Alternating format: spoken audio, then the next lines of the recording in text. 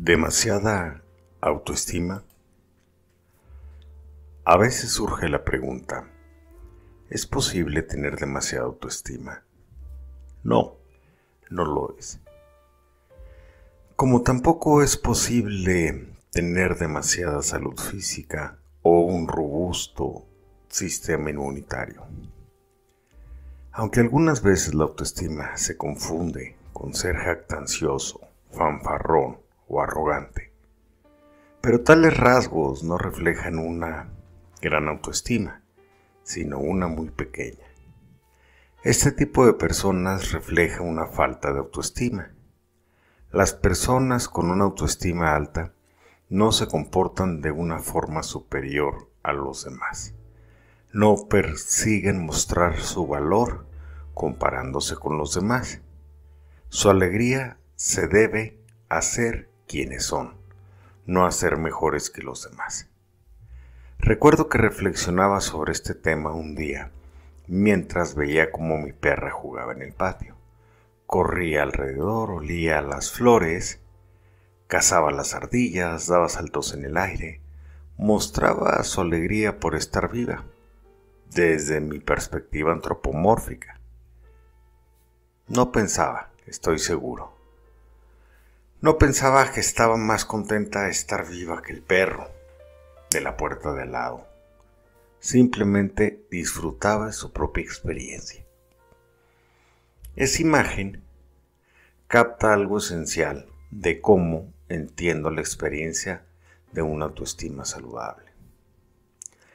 La persona que tiene una autoestima con problemas se siente a menudo poco cómodo en presencia de personas que tienen una autoestima alta y se puede sentir resentida y decir, tienen demasiada autoestima. Pero en realidad lo que hace es afirmar algo sobre sí mismo. Los hombres inseguros, por ejemplo, a menudo se sienten inseguros en la presencia de mujeres seguras de sí mismas. Las personas con una baja autoestima se irritan a menudo ante la presencia de gente que está entusiasmada con la vida. En un matrimonio, si uno de los cónyuges, cuya autoestima se deteriora, ve que la autoestima de su pareja crece, entonces la respuesta se traduce algunas veces en ansiedad y en un intento de sabotear el proceso de crecimiento. La triste verdad es que quien quiera que tenga éxito en la vida corre el riesgo de ser blanco de críticas. La gente con poco éxito a menudo envidia y ofende a la gente que triunfa. Los que son infelices a menudo envidiarán y ofenderán a aquellos que son felices. Y aquellos cuya autoestima es baja, por supuesto que les gusta hablar de vez en cuando sobre el peligro de tener demasiada autoestima. Cuando nada es suficiente. Como ya observará anteriormente, una autoestima pobre no significa necesariamente que seamos incapaces de conseguir valores reales. Algunos de nosotros podemos tener talento, energía y deseo de conseguir muchas cosas, a pesar de los sentimientos de incapacidad o indignidad, como aquella persona adicta al trabajo y muy productiva que está motivada a demostrar su mérito. Por ejemplo, a un padre que predijo que sería siempre un perdedor. Pero no significa que vayamos a ser menos efectivos y menos creativos de lo que podemos ser. Significará que tendremos una capacidad eficiente para sentir alegría en nuestros logros. Nada de lo que hagamos lo consideraremos suficiente. Aunque una pobre autoestima rebaja la capacidad de una verdadera realización, incluso en los que tienen más talento, no necesariamente ha de ser así. Lo que es mucho más cierto es que recorta la capacidad de la satisfacción. Esta es una realidad dolorosa bien conocida entre los que consiguen metas altas. ¿Por qué?, me dijo un brillante hombre de negocios con éxito. Es el dolor ante mis fracasos mucho más intenso y duradero que el placer ante mis éxitos, incluso cuando ha habido más éxitos que fracasos. ¿Por qué la felicidad es tan efímera y la humillación tan duradera? Unos minutos después, añadió: en mi mente veo la cara de mi padre burlándose de mí. Se dio cuenta de que la misión inconsciente de su vida no era expresar quién era él, sino la de demostrar a su padre. Cuanto hacía más de 10 años que había fallecido. Entonces, él le quería mostrar que podía llegar a hacer algo a su padre. Cuando tenemos una autoestima carente de conflicto, la alegría es nuestro motor, no el miedo. La felicidad es lo que queremos experimentar y lo que deseamos evitar es el sufrimiento. Lo que nos proponemos es la expresión de nosotros mismos, no la autoevitación o la autojustificación. Lo que nos motiva no es probar lo que valemos, sino vivir dentro de nuestras posibilidades. Lo que nos motiva no es probar lo que valemos, sino vivir dentro de nuestras posibilidades. Si mi objetivo es demostrar que soy suficiente, el proyecto se prolonga hasta el infinito, porque la batalla estaba ya perdida el día que admití que la cuestión era debatible. Así, siempre es una victoria más, un ascenso más, una conquista sexual más, una compañía más, una pieza, una joyería más, una casa mayor, un coche más caro, otro premio. Sin embargo, el vacío interno no se puede llenar. En la cultura de hoy, algunas personas frustradas y a las que les afecta esta situación anuncian que han decidido emprender un camino espiritual y renuncian a su yo. Este proyecto está llamado a fracasar. Este tipo de personas han fracasado al intentar conseguir un yo maduro y saludable. Sueñan con dar lo que no poseen. Nadie con éxito podrá evitar la necesidad de la autoestima. Una palabra de advertencia. Si un error es negar la importancia de la autoestima, otro es esperar mucho de ella.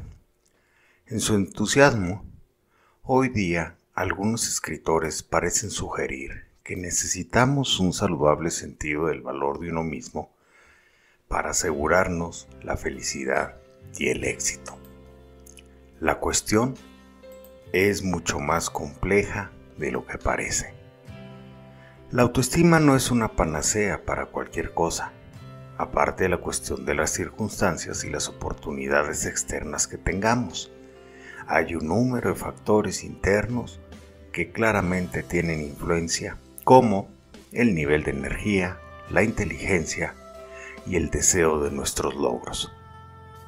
Contrariamente a lo que algunas veces oímos, el deseo no se correlaciona con la autoestima de una forma simple y directa, ya que tal deseo puede activarse tanto por una motivación negativa como positiva. Cuando, por ejemplo, una persona es impulsada por miedo a perder el amor o el estatus, más que por la alegría de expresarse a sí mismo. Un sentido bien desarrollado del yo es una condición necesaria para nuestro bienestar, pero no una condición suficiente. Su presencia no garantiza una realización, pero su ausencia garantiza, de alguna forma, la ansiedad, la frustración o la desesperación. La autoestima no es el sustituto del techo sobre nuestra cabeza o de la comida en el estómago de uno, pero aumenta la probabilidad de poder encontrar la manera de satisfacer tales necesidades. La autoestima no es el sustituto del conocimiento y de las habilidades que uno necesita para actuar con efectividad en la vida, pero aumenta la posibilidad de que uno las pueda adquirir. Abraham Maslow, en su famosa jerarquía de las necesidades, sitúa a la autoestima encima, es decir, que viene después de nuestras necesidades básicas de supervivencia, como por ejemplo la comida y el agua, y en cierto sentido, obviamente, pues esto no es válido, pero a la vez es una simplificación engañosa. La gente a veces renuncia a la misma vida en nombre de asuntos cruciales para la autoestima, y seguramente también ha de cuestionar la creencia de ser aceptado como una necesidad básica, al menos de la autoestima. La autoestima no es el sustituto del techo sobre nuestra cabeza o de la comida en nuestro estómago, pero aumenta la probabilidad de poder encontrar de manera de satisfacer tales necesidades. El hecho básico es que la autoestima es una necesidad urgente. Se proclama a sí misma como tal en virtud del hecho de que su relativa ausencia altera nuestra capacidad para funcionar. Por esta razón decimos que tiene un valor de supervivencia. Los desafíos del mundo moderno.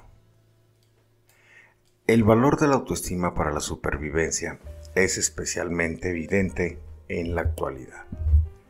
Hemos alcanzado un momento en la historia en el que la autoestima ha sido siempre una necesidad psicológica de suprema importancia. Se ha convertido también en una necesidad económica importante, el atributo obligado para adaptarnos a un mundo cada vez más complejo, desafiante y competitivo. En las 2 o 3 últimas décadas se han sucedido desarrollos extraordinarios en la economía americana y en general. Los Estados Unidos han pasado de una sociedad industrial a una sociedad basada en los medios de información. Hemos sido testigos de la transición de un trabajo físico a un trabajo intelectual como actividad de empleo dominante. Vivimos en una economía global caracterizada por un cambio rápido, unos avances científicos y tecnológicos que se dan muy rápidamente y en un nivel de competitividad sin precedentes. Estos desarrollos crean demandas de unos niveles más altos de educación y preparación que los requeridos por las generaciones anteriores. Todas las personas familiarizadas con la cultura de los negocios lo saben. Lo que no se entiende es que estos avances crean también nuevas demandas en nuestros recursos psicológicos. Específicamente, estos desarrollos exigen una mayor capacidad para la innovación, la administración, la responsabilidad personal y la autodirección.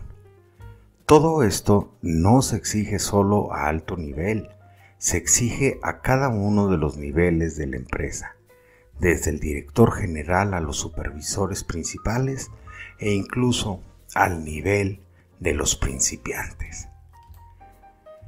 Hemos alcanzado un momento en la historia en el que la autoestima ha sido siempre una necesidad psicológica de suprema importancia y se ha convertido también en una necesidad económica de suma importancia.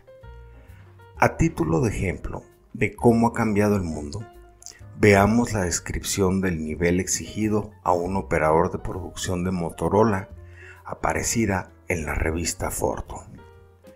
Analizar informes de ordenadores e identificar los problemas mediante experimentos y el control del proceso estadístico. Comunicar los parámetros de rendimiento de fabricación a la dirección y comprender la posición competitiva de la compañía.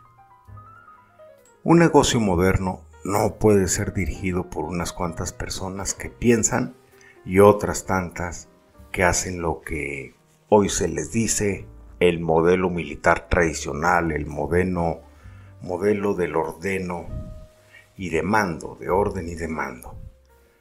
Hoy día las compañías necesitan no solo un nivel mayor de conocimiento y preparación sin precedentes de todos aquellos que participan, sino también un mayor nivel de independencia, seguridad, confianza y la capacidad de tener iniciativas. En una palabra, autoestima. Esto significa que hoy se necesita un gran número de personas con un nivel decente de autoestima por razones económicas. Históricamente es un fenómeno nuevo. El desafío va mucho más allá del mundo de los negocios. Somos más libres que cualquier generación precedente de elegir nuestra propia religión, filosofía o código moral, de adoptar un estilo de vida propio, de seleccionar nuestros propios criterios para una vida buena. Ya no tenemos una fe incuestionable en la tradición. Ya no creemos que aquel gobierno nos salvará, ni la iglesia, ni los sindicatos, ni las grandes organizaciones de cualquier clase. Nadie va a venir en nuestro rescate, en ningún aspecto de la vida. No dependemos más que de nuestros propios recursos. Podemos elegir más y tenemos menos opciones de las que nunca hubo en cualquier área. Fronteras de posibilidades sin límites se abren ante nosotros en cualesquiera de las direcciones que miremos. Para adaptarnos a tal entorno, para hacerlo apropiadamente, tenemos una mayor necesidad de autonomía personal, porque no hay un código ampliamente aceptado de reglas y rituales que nos ahorre el desafío de tomar una decisión individual.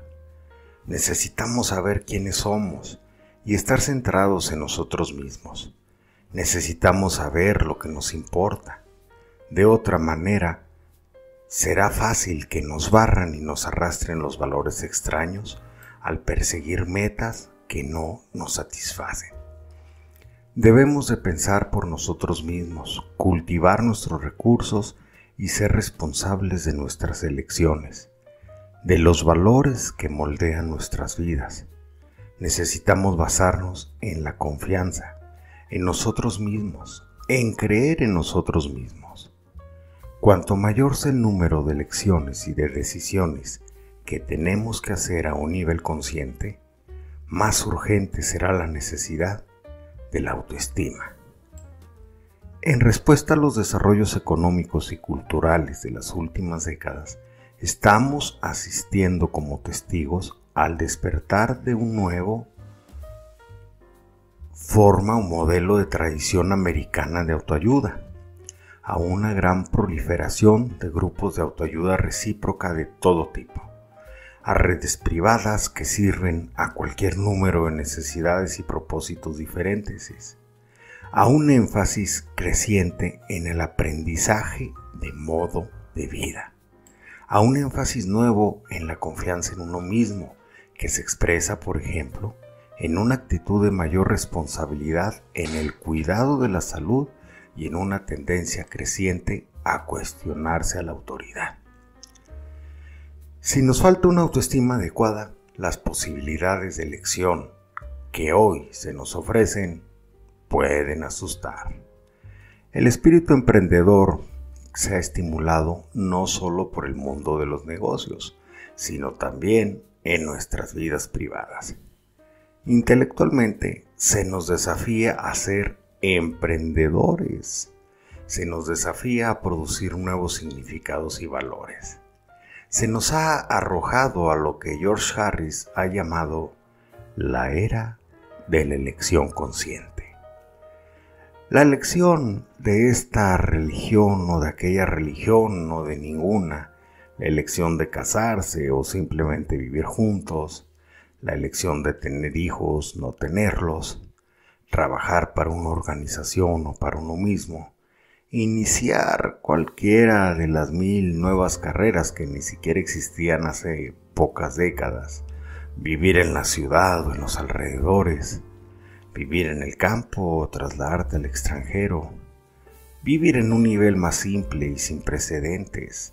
Se puede elegir estilos de vestimenta, estilos de comidas, de automóviles, de productos nuevos de cualquier tipo. Todos piden que tomemos una decisión. Si nos falta una autoestima adecuada, las posibilidades de elección que en la actualidad se nos ofrecen nos pueden asustar.